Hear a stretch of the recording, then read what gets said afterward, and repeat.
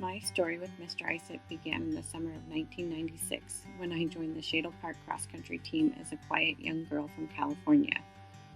Over time, we developed a bond that was immensely special and became a fundamental component of who I am. Mr. Isaac was my coach, my mentor, and my friend. And yes, I continued to refer to him as Mr. Isaac throughout my adult life, which always made him chuckle, but it was the name we started with, and I just could not imagine calling him by anything else. Like many of his students and athletes, he taught me how to dig deep and push myself well beyond the realm of comfort. Mr. Isaac had this way of making you feel gratitude for his expectations of you, a feeling of pride that he would think you fully capable of such high expectations. He taught me how to cherish both running and the beauty of the natural spaces that we ran in. He taught me how to handle a little or a lot of sarcasm. But it was what he taught me as a parent that I hold dearest to my heart. Not long after the birth of my daughter, Mr. Isaac stopped by to wish us congratulations and to visit. He told me a story about his daughter Jordan and something he started to do with her when she was born. Every day he would hold her close to him and tell her how beautiful and wonderful the world was. Regardless of what truly is happening in the world, Linnea, you will want your children to live with joy and wonder, he said. You will want them to cherish this life and the world in which they live. My story with Mr. Isaac has not come to an end. It will continue to live on in the wonder and beauty of every trail run. It will be there when life calls on me to harness every ounce of toughness I possess. But most of all, it is there in my everyday interactions with my children, helping me to shape their character in a way that I hope would make him proud. I have been so blessed to know and love Mr. Isaac. Well, I knew that when I was asked to speak about Bob, I wanted to do it out on the trails, because this is where he loved to be. He loved to run on trails. He constantly reminded us how lucky we were to be able to run where we ran, whether it was 7 Mile or Bull and Pitch or Indian Painted Rock. He was just constantly enthusiastic and just pumped to be out enjoying running and life. And I remember one time I ran past him just on a Saturday long run. I didn't know he was out on the trail. He didn't know I was out on the trail. We passed each other. I had my headphones in and he chewed me out because I had my headphones in and I wasn't enjoying the scenery around me. And he was probably right, but there was 5 of us Nelsons that went through Shadle Park and had Bob as either a teacher or a coach or both from 1997 to 2010. So we formed a unique love and bond that lasted forever with Rapid. One of my favorite moments, and it happened various times, was every once in a while Rapid and I would be able to get out on the trail, just the 2 of us, usually like prepping for state or something, where we just had the chance to break away and go drive somewhere and go run. And without fail, halfway through the run, we'd stop and stretch a little bit. And then he'd say, okay, find your rocks. And we'd each find 3, 4, 5 rocks. And he'd find a tree or a fence post or something far away. And then we would have a competition to see who can hit it first. And we were both very competitive, and I don't know who won more. I won more. But no, seriously, it was just moments like that where we just stopped. We had a big meet like state on our mind, but we were just out there running, building a friendship, enjoying the time together, and just having fun and enjoying the time. And that's what Bob was about. He loved running, he loved competition, he loved, winning, but at the end of the day, he valued much more the relationships and the experiences that we were able to create while we were out on the trails together or driving to a meet across the state together.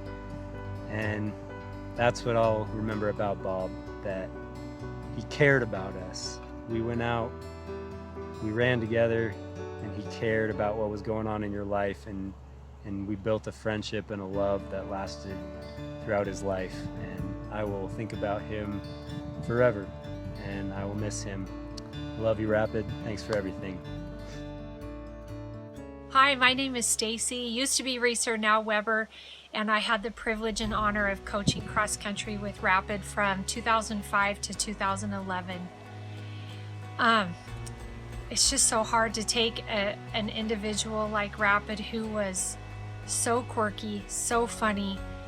He was such a unique individual, and it's hard to put him into words, but I'm going to give it a try, or at least the parts that are so special to me. Rapid asked me to coach with him cross country, and I have to say I was an absolutely terrible athlete growing up, and but I'd always run to stay in shape, and so when they asked me to coach, I was pretty nervous, but got talked into it, so I took the job. And you know, he was such a runner. He lived it. It was him. It was just so much of who he was. And so besides teaching me how to coach the girls, he actually coached me. He let me run all the workouts with the girls, and I'm sure sometimes he wondered if I realized I was a coach and not one of the runners, but it really was a dream come true for me, because I felt like after not, getting to compete in athletics growing up, I had this opportunity to be coached by this amazing runner and to improve my own running. So anyway, I'm grateful for that, and then just all the fun memories. And so many of you watching this were runners, and I know you remember the road trips where we'd go out to eat and sing songs and rent the vans, and we had meetings the night before races that were super serious in some ways, and then super funny and off the wall in others. And we had the marshmallow hunt, which was so fun. And we just are so blessed that we were able to go on all those adventures with him. I think probably my very favorite memory with Rapid and I is that when we would go on a road trip, he and I would get up and run together the morning that the girls were going to race. I'm not even sure how much the girls knew that, but I loved that. I loved it. Those were such great memories.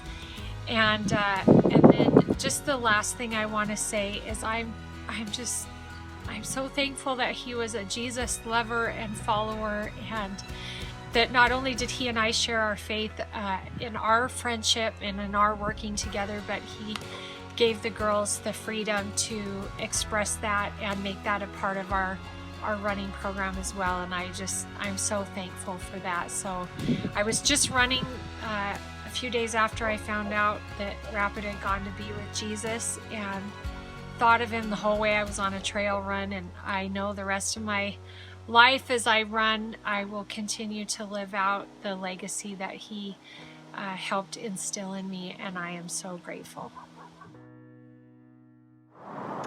Well, I am out here in the woods just honoring Mr. Isett and the love for trails and nature that he instilled in me and so many of his athletes. He was so much more than just a coach, but truly a mentor, counselor, teacher, friend, father figure. And it's because he cared so much more about how we were doing in life as a whole than just about our running. And yeah, he was adamant about getting us out on the trails every single day, even if it might have taken longer for all of us to get there and get organized and get going. He cared so deeply about teaching us to stop and enjoy the view and appreciate where we got to run. He was a big believer in the power of the mind, and so he coached us constantly on how to always believe for more, how to actively push away unnecessary negativity in ourselves and in others. And yeah, the power of positivity was huge for him. I think one thing that was really powerful for me about Mr. Isett was how he was a huge intellectual mentor for me in high school, and yet at the same time, even though he had his whole Mr. Cool Guy act that we all loved, he was truly humble and honest about his grapplings with life's gray areas and the things that he didn't have answers for. And that was really powerful for me as a high school student to get to watch him do some of that processing. I think now I just like to imagine that he's looking down on all of us, fully soaking in all the memories that he made with us and cheering us on and enjoying the view.